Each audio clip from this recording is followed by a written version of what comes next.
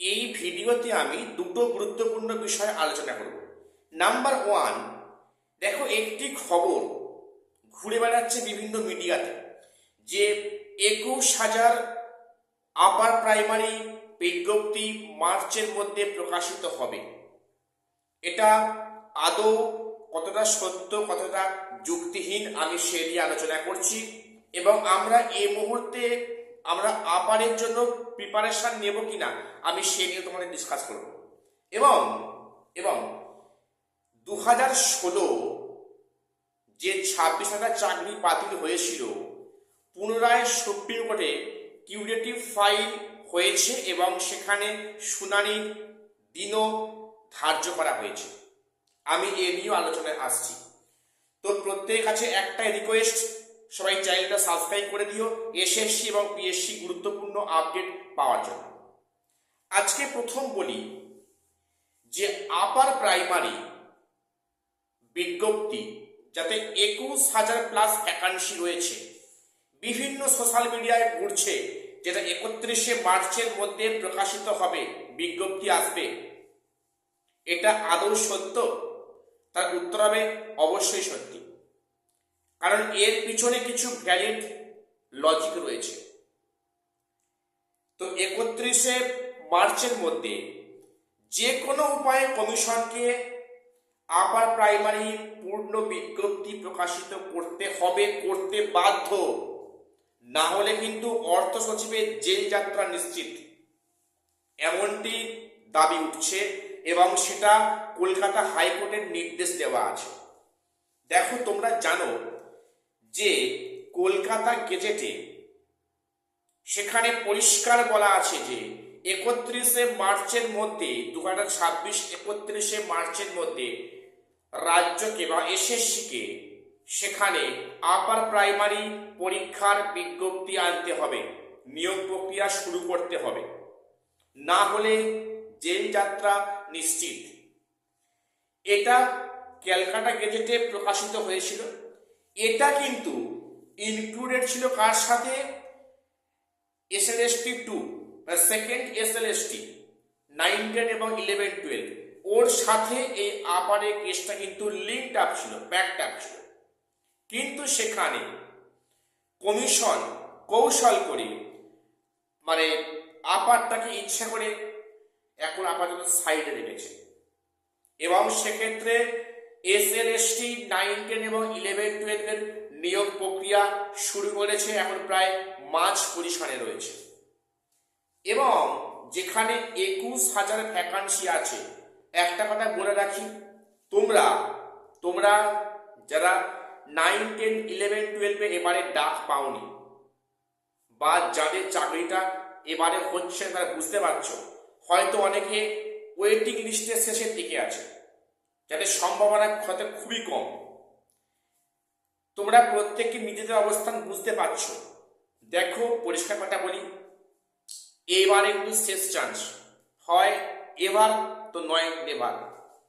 এবারে হয়তো ভালো, না হলে কিন্তু আগামীতে এই 26শে ভোটের পরে যে পরবর্তী ক্ষেত্রে এসএসসি বা এসএলএসটি পরীক্ষা আদৌ হবে কিনা বা সেটা কবে হবে, হ্যাঁ হবে তো অবশ্যই, সেটা কত বছর ছাড়া হবে সে নিয়ে কোনো ঠিক ঠিকানা নেই।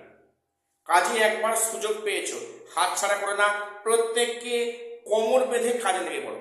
আমার একটাই তোমার উদ্দেশ্যে বার্তা দেওয়ার আছে, যারা 9, 10, 11, 12 ডাক পাওনি, দেখো সেটা বিভিন্ন কারণে ডাক পায়নি, সেখানে অনেক কিছু বঞ্চিত হয়েছে, পরিষ্কার বলছি, সেখানে অনেকে বঞ্চিত হয়েছে, তাদেরকে বঞ্চনার শিকার হতে হয়েছে, তাদেরকে কমিশন বঞ্চিত করেছে। অনেক আছে 60-এ 60 পেয়েছে, তাও কিন্তু নাম ডাকেনি, ডাক পায়নি। এরকম অনেকে আছো, বা যারা শেষের দিকে ওয়েটিংয়ে রয়েছো, এরকম সংখ্যাটা বেশ কম নয়, অনেকটাই আছে। তোমাদের বলছি, ফ্রেশার্স ভাই বোন বা দিদি দাদা যারা আছো, এবারে কিন্তু লাস্ট চান্স, এবারে পাখির চোখ করে তোমরা আগাও। আপারে কিন্তু ভ্যাকান্সিতে বেশ অনেক আছে। এবারে তাহলে আবার কি নিয়োগ বিজ্ঞপ্তি আসবে? অবশ্যই আসবে। 31শে মার্চের মধ্যে যে কোনো দিন আপারের পূর্ণ বিজ্ঞপ্তি অবশ্যই আসছে বা আসবে, না হলে কিন্তু আইন মোতাবেক অন্য ব্যবস্থা কোর্ট নিতে পারে। আমি জানি না সেটা নেবে কিনা, নিতে পারে, নেওয়ার রাইট আছে।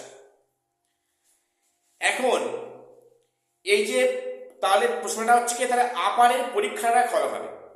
দেখো, যদি মার্চের মধ্যে বিজ্ঞপ্তি আসে, সেখানে ফর্ম ফিল আপ করতে করতে প্রায় 1.5 থেকে 2 মাস লাগবে। তারপরে পরীক্ষা, ভোটের আগে সম্ভব নয়, ভোটের আগে পরীক্ষা সম্ভব নয়। আমি জানি না সেখানে ফর্ম ফিল আপে কি অবস্থা হবে না হবে। পরীক্ষা আফটার ইলেকশন রেজাল্ট, ওটা জুন মাস, জুলাই মাস, আগস্ট মাস, এই 3 মাসের মধ্যে কিন্তু পরীক্ষা নেওয়ার সম্ভাবনা আছে আপারে। কাজে আমি আবারও বলছি, পরীক্ষা যেদিনই হোক তোমরা প্রিপারেশনটা আজ থেকেই নাও, ঠিক আছে? তো কাজেই মোটামুটি জুন, জুলাই, আগস্ট এর মধ্যে কিন্তু আপারের এক্সাম কন্ডাক্ট হতে পারে, এবং সেটা 26-এর মধ্যে পরীক্ষা হয়ে যাওয়ার সম্ভাবনা বেশি।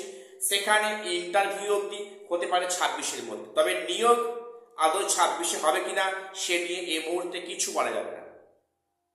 দেখো, সম্পূর্ণ বিষয়টা কিন্তু মানে কোনো অথেন্টিক কোনো নিউজ নেই যে আদৌ আবারটা আসবে এই মার্চের মধ্যে। আসা উচিত, আসার যুক্তি আছে, মানে লজিক আছে।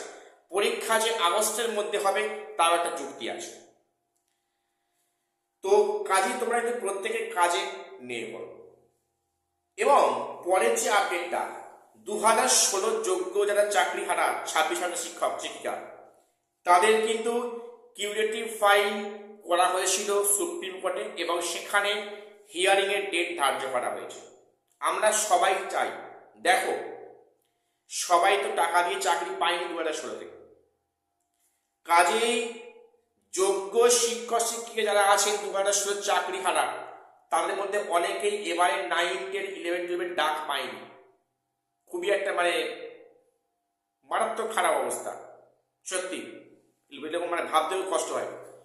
তো যাই হোক, এখানে তাদের মানে কথা মাথায় কিন্তু সেখানে কোর্ট শুনবেন, হিয়ারিং এর ডেট দেওয়া হয়েছে। আমরা সবাই চাই যে যোগ্যরা তাদের চাকরি ফিরে পাক, এটা আমাদের প্রত্যেককে দাবি। একজন ফ্রেশার হিসাবে, একজন সাধারণ নাগরিক হিসাবে আমার, তোমার বা সবার একটাই দাবি, কি যে যোগ্যরা যেন সসম্মানে চাকরি ফেরত পায়, এবং টাকা দিয়ে যারা চাকরি পেয়েছে তাদের যেন শাস্তি প্রদান করা হয়, ওই 12% সুদ সহ টাকা ফেরত। এটা আমরা সবাই দেখতে চাই এই ভারতবর্ষের বুকে। তো এবারে তারা আবার প্রত্যেকে প্রিপারেশন আরম্ভ করে দাও। অনেকে সন্দেহ করছো যে আদৌ 20 মার্চের পরে 9, 10-এর ডিবি কাজ হবে। তো সেটা কমিশনই বলেছে হওয়ার সম্ভাবনা আছে, তবে আবার না হওয়ারও কোনো সম্ভাবনা আছে, কারণ এই কমিশন যা কোর্টে হলফনামা দেয় তা আদৌ মানে না, ঠিক আছে? এটা পরিষ্কার কথা। আজকে এটুকুই আপডেট দেওয়ার ছিল।